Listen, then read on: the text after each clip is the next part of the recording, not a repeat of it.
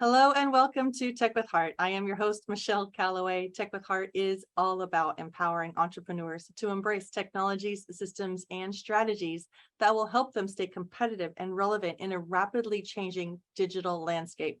And today's topic is about empowering your employees to protect your company with systems and technologies so that you don't allow them to bring in anything malicious to affect your business or your clients. So with us, we have a very special guest. His name is Anthony Regina, and he is the CEO of Bay Area IT Solutions. And he's worked with some pretty big names like Apple, IBM, and Microsoft. And now his heart is all about empowering small business owners, entrepreneurs, to also utilize the same practices that the big companies do to protect their businesses in a very digital online landscape. So please welcome to the Tech with Heart stage, Anthony. Thank you. It's good to see you. We're good to have you here because this is a topic that not very many small business owners are very well versed in. So let's go ahead and ask the first question, and that is, share some insights on the employee's role in protecting the security of the company that they work for. It's a multi-level role that they have to play. Since the employees generally are going to be the main point of contact for the customers, the accounting department is going to be dealing with the vendors, banks, and that kind of information. They have to be careful of any incoming email that is going to have a link. They have to, in this world, we're all about instant gratification. We want it now, want to get it done. But because of that, the bad guys know that that's how the world runs. And so we all, myself included, we all need to slow down and take 30 seconds to read the email to make sure that it's not bad. Even if the email comes from internally within a company. An example is somebody in HR got an email from supposedly the CEO of the Los Angeles Opera that said, give me a copy of all my employees' W-2s. Well, the person did that, and it turned out to be a malicious person that went to. But the employee has to think, why does the CEO want this? Just because you're asked for information doesn't mean you need to hand it over. So the employee is going to be the last line of defense in a security posture. So they need to be educated and trained that it's okay to say no before you start sending things out. Verify that it's legitimate. If the request is legitimate, they're not going to have a problem waiting 12 hours, 48 hours, a week to get the information. So maybe you can talk to us a little bit about what are some ways to verify an email that does have a request that does appear legitimate. Like, what are some other ways to verify other than obviously look at the email it came from, correct? And also then take it up to your boss, I guess. Yeah, there are ways. If it is coming from somebody internally, call the person. Very simple. Did you send me this? Or it's from a customer that is, say, sending you a file. Well, if you're not expecting it, call the customer and ask, did you send me this? If they say no, then obviously ignore and delete the email. You can also hover over links in the email with your mouse, and it will show you the true destination of where that link's going. And if it has if it's got this long URL and it ends with .ru, well, that's a Russian website. Chances are it's not a legitimate link. So you can kind of hover over links and hover over the email address that it's coming from and see what the actual source is. So there are simple things to do, just to double check before you start clicking things. And that goes the same for text, correct? Texts on cell phones are a little harder to deal with, because none of this technology was ever built with security in mind. It was all built with efficiency. Usually, if your cell phone has a spam filter on it, like T-Mobile gives you one, it usually does a pretty good job of tagging text messages as spam. But you still, still the easiest way is call the number it came from and just verify that they actually sent it. So beware, right? If you click, then what could potentially happen? In the background, in the foreground, it may do nothing, or it may try to open a file. In the background, it can potentially install a piece of malware, which can either be something such as a keylogger, where it logs all the keystrokes of everything you type. So when you go to a web page, you put your username and your password in, it's recording those keystrokes and sending it to the person who created the keylogger.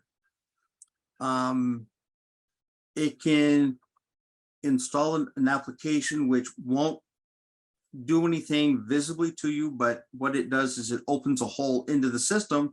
So it's what's called a persistent threat, and it will basically allow them to have access to your machine anytime they want without you ever knowing about it. Now, if you have malicious malware, a kind of protection on your computer, should you get a notification if that kind of stuff is running in the background?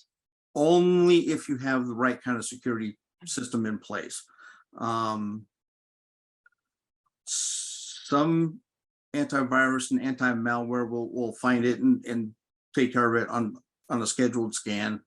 The best thing you have is what's called an MDR, a managed detection and response system, where that is done by a company that they have an entire security operations center. So there's an agent on your machine, but there's also people behind it, and they will sit there and the agent will monitor and report what it sees, and they can actually remediate the problem without you ever knowing you had the problem.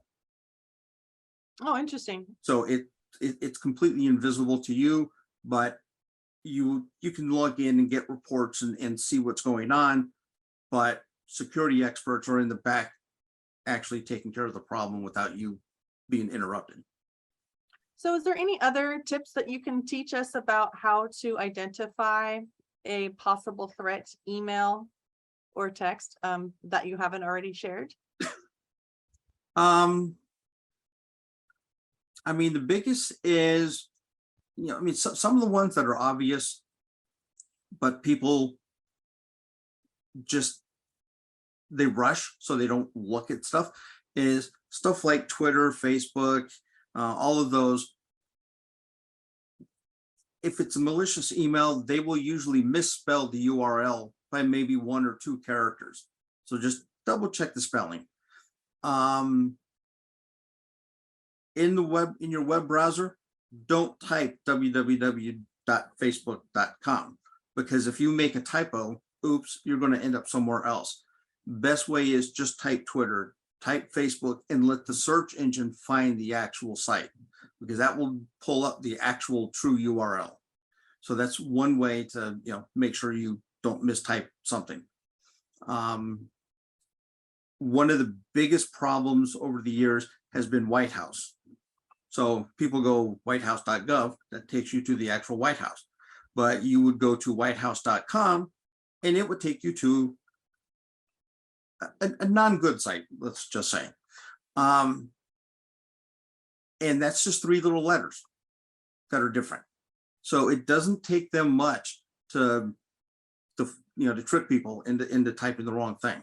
But if you just type in Facebook and whatever straight into Google or Bing or something like DuckDuckGo, which is a more secure private search engine, it will actually pull up the actual true URL instead of something bad.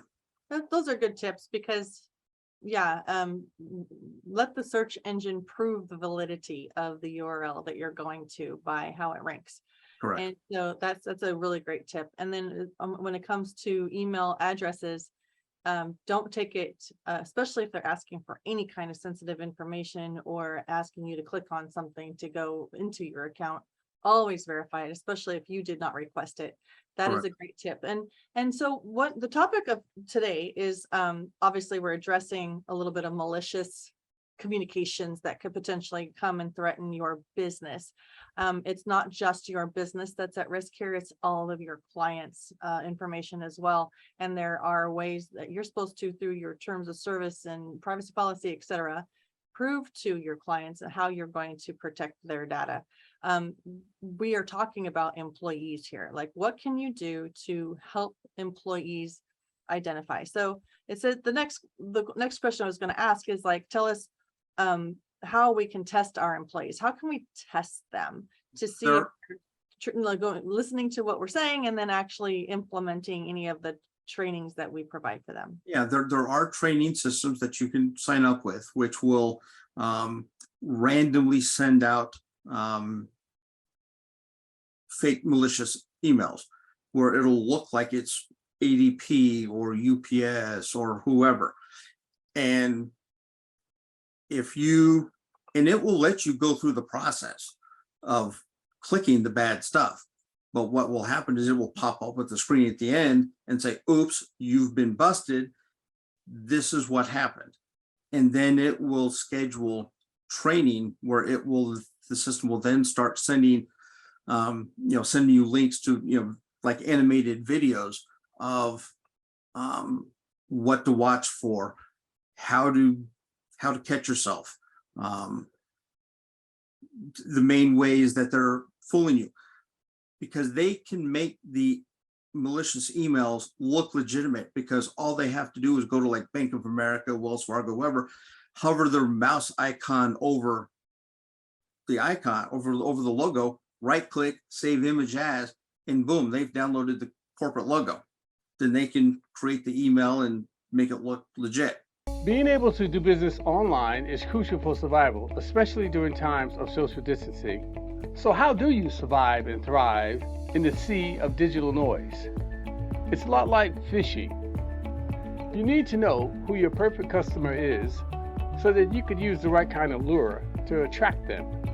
We help you catch your perfect customer and retain them for future sales through highly converting websites, influencer mobile apps, getting you featured in the news and on TV.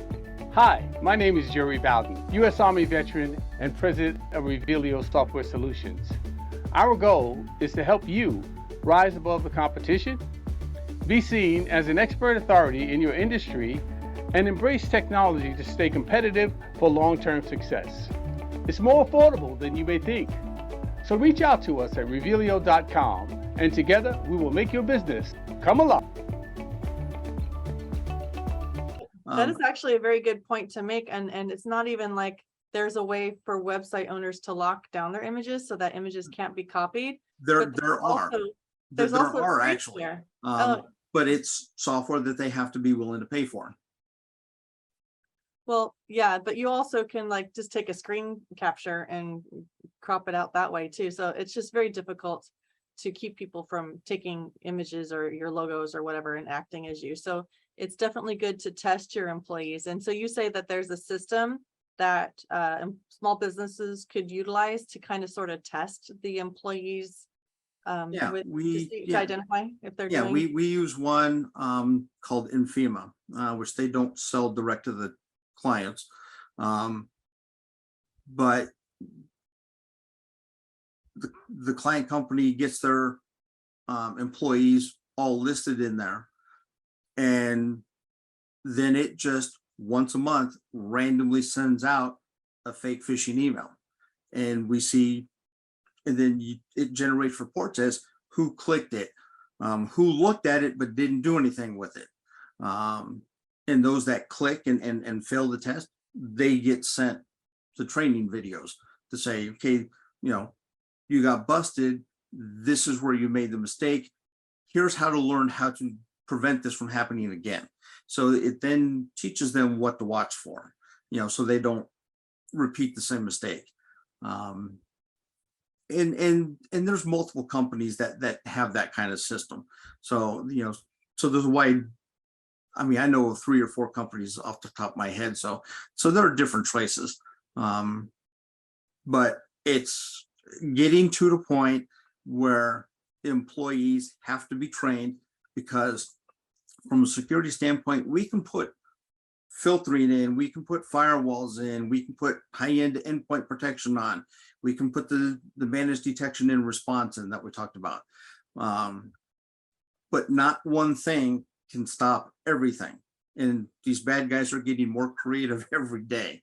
And so the final line of defense is the employee. And so you need to make sure that the employee is there to protect your business, because as they're protecting your business, they're also protecting their own job technically, because you could technically fire them if they screwed up. But if something gets in and you get hit with ransom and you have to pay $50,000 or $60,000, you may go out of business, and then none of your employees have a job at that point. So it all comes down to humans. We are the weakest link in the security chain, but we're also the most important, because we are the final decision maker. Yeah, and a lot of small business owners, just their own self, that the leaders of the companies also need to be fully aware of what to click on. So that kind of brings me to a quick little aside. So like if you do business with others and you follow up after a networking event and you provide multiple links within that email, as far as like, hey, go check out this offer here, or, you might want to become, an affiliate of ours, click this link. Is there a better way for us to do that so that they feel a little safer clicking on those links? Or what can we do as business owners when we're communicating via email or even text? If you're going to do a newsletter type thing for that kind of thing, use a reputable system for that, something like Constant Contact, because they scan all outgoing mail as to whether or not it would be classified as spam. And if it is, they won't send it. But you always in any of those emails, give them a separate way to reach out, not just email. Say, if you want to be an affiliate, call this person. And so if they talk to that person, then that person can then say, okay, I'm now going to send you the application email, in the next 5 or 6 minutes. And so again, it's a trust but verify type thing where just don't take email at face value. Yeah, I appreciate you talking about this. We definitely don't want to leave listeners feeling fearful to open emails or click on links. It's just, like you said, trust and verify. So if it is something that you didn't request, and you breeze over it and it's of zero interest, obviously you're not going to click on anything. But if Right. it is something you were expecting and it's a reputable name, then don't feel fearful to click on those links, especially if they came through. Even Gmail does their own suspicious spam filtering. So if you're using Gmail, or like he was talking about in those email marketing platforms, if they're a reputable platform, then there should be no fear around that. So let's talk about jump back into the employees training here. So how can we make employee training fun and memorable when it comes to such a not really attractive topic of email malicious? Yeah, it's most of the systems don't use a very complicated way of doing it. They've all kind of simplified it to be like little animated cartoons and animations, to where they're not scaring you, where you kind of laugh at how silly they get in the cartoons. And they don't make them very long. They may make them 5 or 10 minutes. It's not like it's a 2-hour training session. because generally what they're training you on is what you failed on the test, on the test email. So if the test is, say, 5 questions and you get 4 out of 5, well, the training is going to just kind of really focus on that one item that you missed. You know, they're not going to make you start from scratch all the way over, but they've got it down to where they're cute little animated cartoons. So you're not going to get, you know, scared off by, oh, I'm going to get hit with this long test of, you know, 15 questions, and, you know, I'm going to get this, you know, PDF that I have to read. No, they've made it simple, you know. Well, that's good, because stories impact people. Stories are memorable, and I think so. If you're using little animated video stories to kind of show you know, what just happened, like what back end damage just happened, and how that's going to affect actual physical lives. I think that that's great. Now you're talking about a system that you are open to sharing with our audience, as far as like a system that does include animation training. Yeah, we have 2 different ones. We have one called Infima, which does the animation and testing. But we also have WebRoots security awareness training, which the difference in FEMA, we only have limited control. We can't choose the campaign. It has a set of campaigns in. We set up the client and say, okay, fine, this is when the training is going to start. You know, it's going to start on the 1st of September and it's going to run for X number of days. And it randomly picks the tests out that it's going to do. WebRoots gives us more control, where we can say, oh, we're going to say, you know, we're going to start the campaign here. And the first email is going to be, say, ADP. And so everybody would get a fake ADP email saying your ADP payroll account is locked out. You need to do this. Here's a link, put in your username and password to unlock your account. Well, ADP is not going to do that.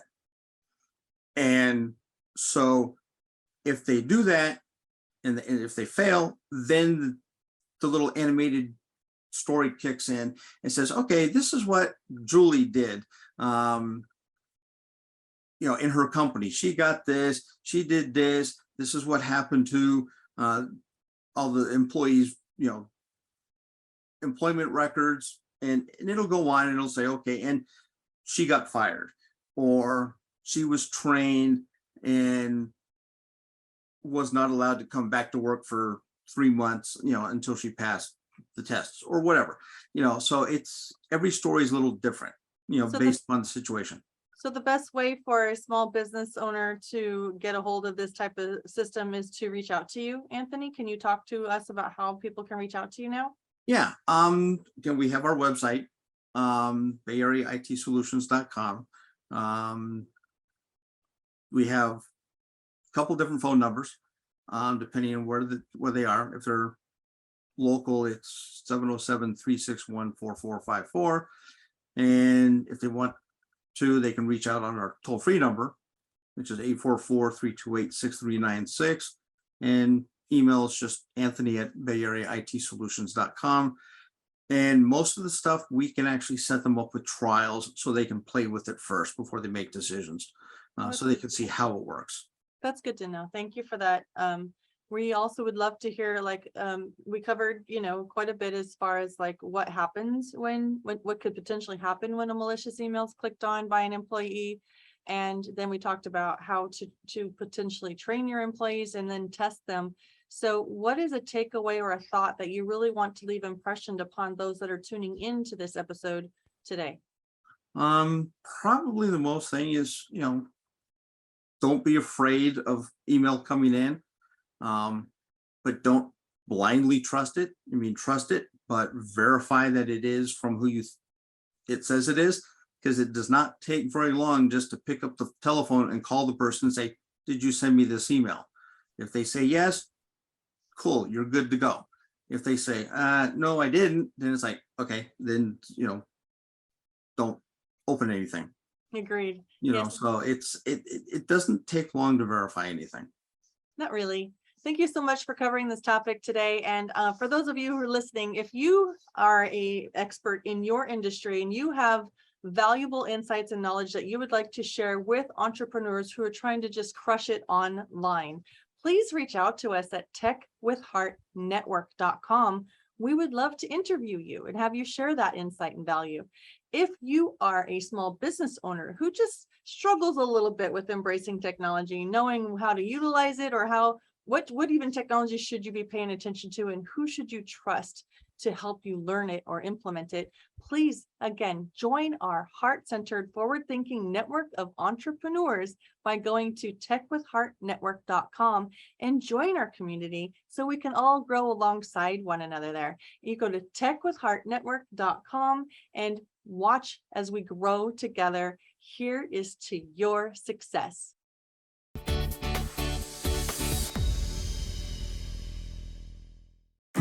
Embracing technology is a must. How you use it creates impact. Tech with Heart Foundation offers education and support, allowing entrepreneurs, small business owners, and students to become competitive in ever-changing tech environments.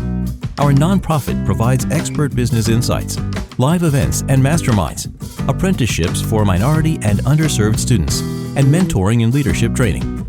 We need donors, sponsors, and partners. Learn more at techwithheartfoundation.org.